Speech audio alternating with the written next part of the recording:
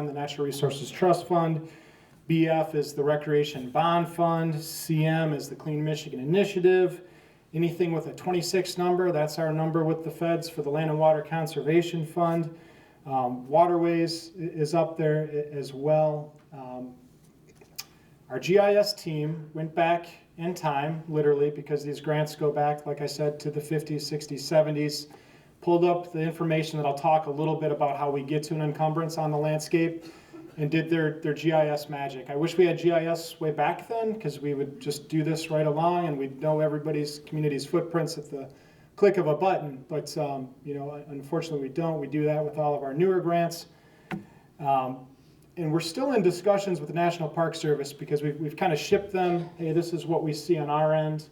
Can you check your files? And I want to talk about a historic conversion that kind of helps paint the picture for some of what's going on here. So back in the late 90s, the county had a land and water grant for a golf course, a 200-acre golf course or so, and they converted it, and they mitigated it with 16-plus parcels of individual ownership to acquire the land to make up the shoreline trail. And so, you can see that there's some few gaps with that red line. That could be a mix, because when you go to mitigate, it can't be public land that's already dedicated for outdoor recreation. It's got to be new and different land. And so that's why there's some gaps. So I'm kind of putting a big asterisk on that we're still waiting to confirm with National Park Service what their files look like compared to ours.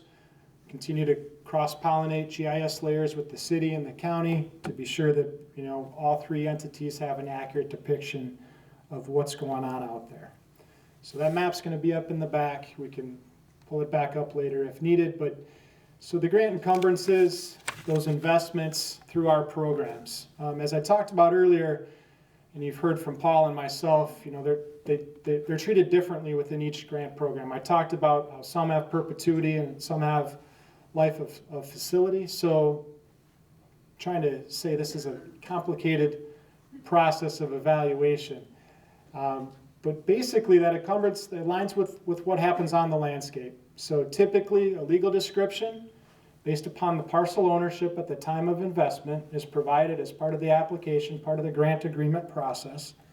It's also conveyed in the form of a boundary map. So it's a site map with a dashed or dotted line that depicts that footprint. The legal description is supposed to back that up. And then part of our process has a declaration and notice for both development and acquisition projects. And that's the trigger for public documentation through the County Register of Deeds. So there's quite a bit involved that defines what that looks like. These are the programs within the DNR that have that perpetuity requirement. I know perpetuity is a big word, right? That forever.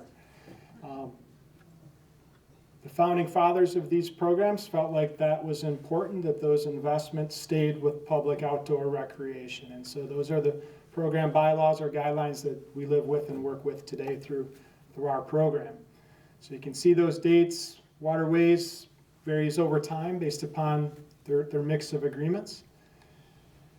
And then conversion, I'm just going to read this. Conversion, the definition is a use occurs when one or both of the following situations occur. The grant-assisted site or portion of the site is no longer available for the public outdoor recreation, so chain fence goes up, the public can't get access, can't use it, or property rights in or control of the grant-assisted site or a portion of the site are conveyed by the grantee to another entity, either by deed, grant of easement, or other mechanism. So change hands. Property goes to somebody else. It's being used for a different purpose.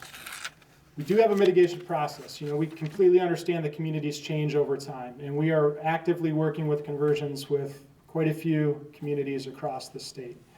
And so, there is a lot of local driven effort and process that defines what was recreation back then, what is recreation now, what matters to the community. So these are very, very high level aspects of a conversion and mitigation process. So mitigation, you got to make up for that land that is going away, and as well as those activities. So communication's key, lots of conversations being at the table back and forth. Alternatives are explored. So we realize something was right here, can't be right next door all the time. How close is it? What's the travel distance? What's the walking distance? We like to see that options have been explored. Value for value. So this isn't an acre for acre type of situation. And again, this is all appraisal driven. It's all third-party appraisals. It's not an in-house appraisal that we do. I talked about those recreational uses that are considered, public input process, again at the local level, that's what's going to drive the outcomes. Environmental due diligence, so anytime we're going to go put an encumbrance on another piece of land, we want to be sure that due diligence has been done so that that community understands not only what's there, but based upon the future intended uses, how the property is going to be used. Throw some Eagle jargon out here, documentation of due care compliance, response activity plans. They're processes that we require to ensure that there's awareness from the community's perspective, as well as a plan to mitigate, again, for those eventual recreational intended uses of the site. And then eventually, it's a transfer of the grant encumbrance. So the footprint was here, the process is completed, it's now here. So it's, in essence, looked to be kind of an equal trade-off, again, so that remains within the realm of the public. We're in a few minutes over.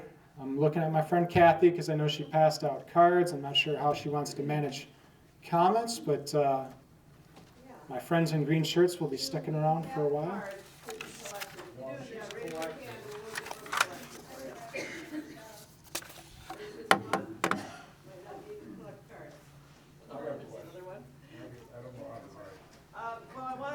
First, though, the questions for the DNR, I'll just briefly say. So questions for the DNR and questions for the city, for Al, for anyone.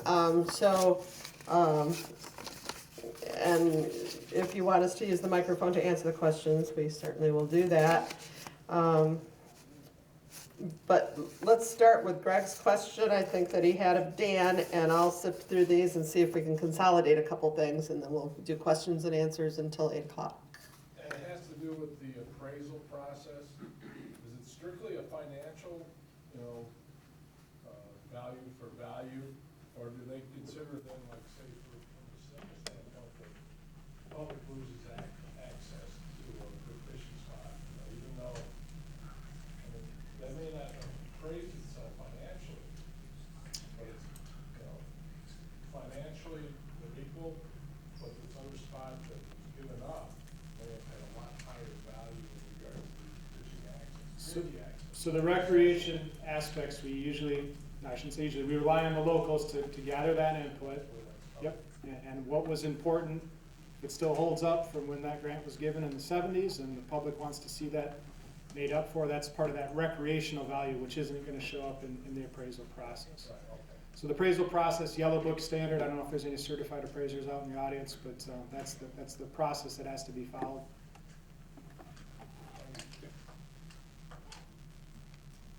Okay, let's go with Mark, and then I think Gail has a question. Yes, sir. One of your last slides talked about the mitigation process, and there was a line in there about public input process. Can you describe that public input process? We require it. I'll keep it as simple as that. We want to see how the local community has engaged with stakeholders of a particular site, of the residents. Did they hold community public hearings and input? Did they do surveys?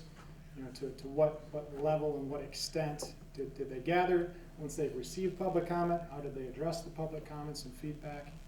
I'm looking at my green shirt friends for any assistance answer that. Our complete conversion document is out on our website, so I can be sure that we share that link as well, because while I just covered 6-7 bullets, it's quite a few pages.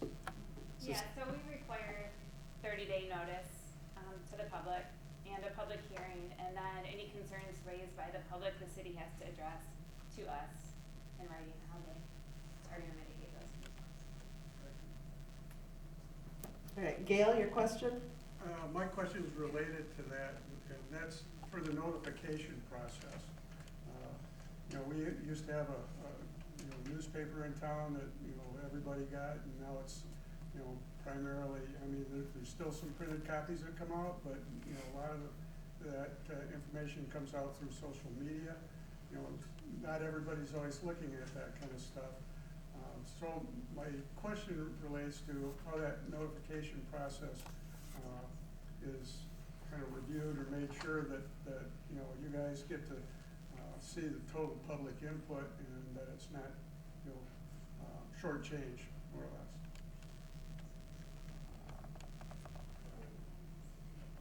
Yeah, we rely on the grantee. We typically look for a variety along the types, website, social media, newspaper, you know, how is it advertised?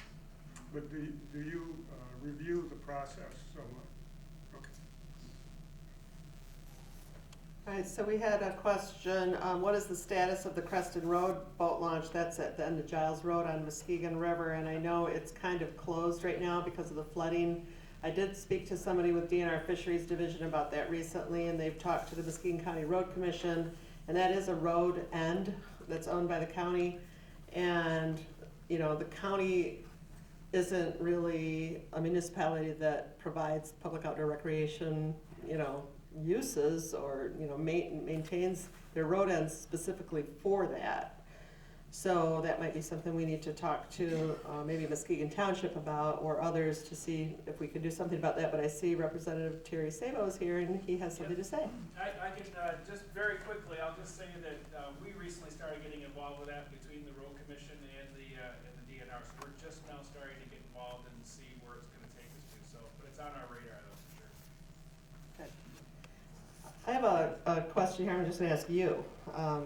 Somebody asked, there are very few people of color here. How can you or we diversify participation?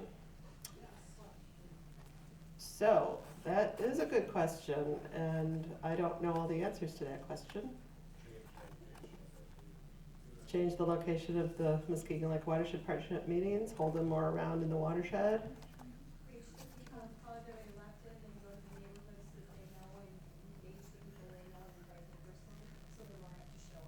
Reach elected officials who will personally invite people to come to meetings. I think generally we need to have much more public outreach from all of our entities on our inner city neighborhoods to help them understand all of these resources and ensure that they're properly engaged with them.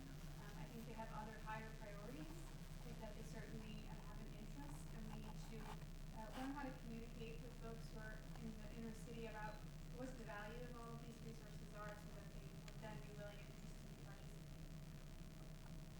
Anyone else? Kathy. Oh, we have two. Elaine, well, we'll go David, then go Elaine. David?